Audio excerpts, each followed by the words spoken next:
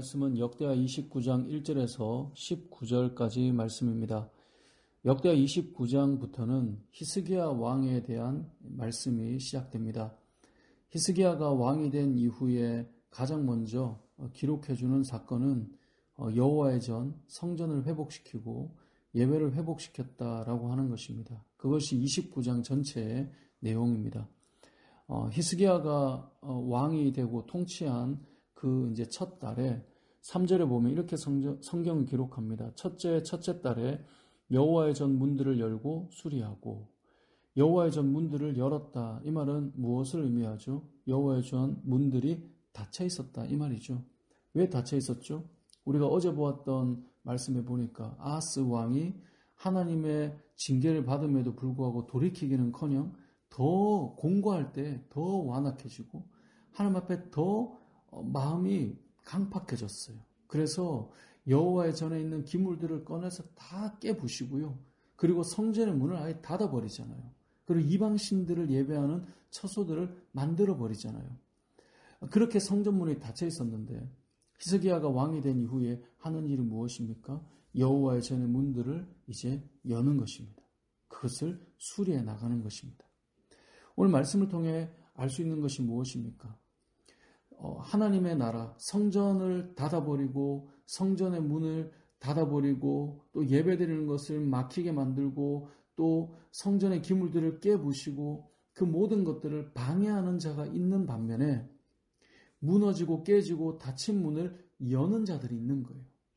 막힌 것들을 회복시키는 자들이 있어요. 이 땅을 살아가는 성도는 마땅히 히스기야와 같아야 될 것입니다. 예배가 막혀있는 곳에 예배를 회복시키는 자들이 돼야 되고 여호와의 전에 문이 닫힌 곳에 문을 여는 자들이 돼야 되고 그것을 수리하는 자들이 되어야 하는 것입니다. 29장 19절에 보면 또 아하스 왕이 왕위에 있어 범죄할 때 버린 모든 그릇들도 우리가 정돈하고 성결하게 했다라고 말씀합니다. 다 버리고 또 내던지고 깨부신 것들을 회복시켜서 그 모든 것들을 다시 정돈하고 성결하게 하는 일을 했습니다. 히스기야의 역할이었습니다. 이 땅을 살아가는 저와 여러분이 막혀있고 닫혀있고 무너져있고 열리지 않은 그 문이 다시 열리며 다시 예배가 회복되며 다시 무언가가 시작되게 하는 그런 믿음의 사람이었으면 좋겠습니다. 닫는 자가 있었다면 여는 자가 반드시 있어야 하지 않겠습니까? 막히게 하는 자들이 있다면 그것을 뚫어내는 자들이 필요하지 않겠습니까? 히스기야가 그랬던 것처럼 저와 여러분은 여호와의 전의 문을 열어버리는 사람, 무너진 것을 회복시키고 보수하고 다시 정돈하는 사람이 되기를 소망합니다. 자, 이 일을 위해서, 이 개혁을 위해서 히스기야가 했던 것이 무엇이냐면 4절에 보면 제사장들과 레위 사람들을 동쪽 광장에 모았습니다. 그들을 모은 다음에 그들에게 외칩니다. 그들에게 이르되 레위 사람들아 내 말을 들으라. 그렇게 하면서 무엇을 하라고 합니까? 이제 너희는 성결하게 하고 또 너희 조상들의 하나님 여호와의 전을 성결하게 하여 그 더러운 것을 성소에서 없애라. 그래서 우리가 29장을 쭉 보면요. 성결하게 해라. 깨끗하게 해라. 더러운 것을 없애라. 계속 나와요. 여러분 오늘 큐티 본문을 읽어보십시오. 계속해서 반복되는 단어가 있습니다. 그건 성결이고 깨끗함입니다. 우리가 여호와의 전의 문을 열고 하나님의 전을 회복시키고 우리의 마음을 개혁해 나간다. 그 첫 번째는 성결하게 한다. 이것과 동일한 것입니다.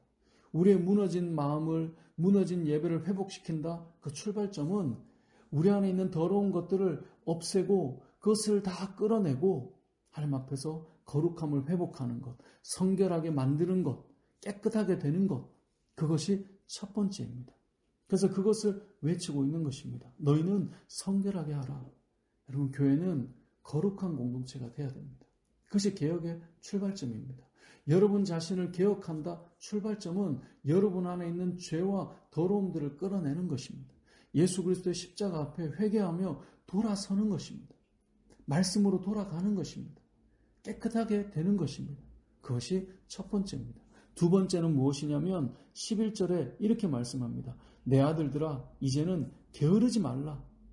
게으르지 말라는 거예요. 10절에 뭐라고 되어 있냐면요. 이제 이스라엘의 하나님 여호와와 더불어 언약을 세워 그 맹렬한 노를 우리에게서 떠나게 할 마음이 내게 있노니. 뭐가 있어요? 마음이 있어요. 그래서 11절에 뭐라 그래요? 내 아들들아 이제는 게으르지 말라. 이건 뭐예요? 마음은 있는데 마음만 계속 있는 거예요. 마음만 계속 있어요. 이렇게 해야지. 근데 뭐 하지 말라고요? 게으르지 말라고요. 이 말은 마음만 가진 채 앉아있지 말라는 거예요.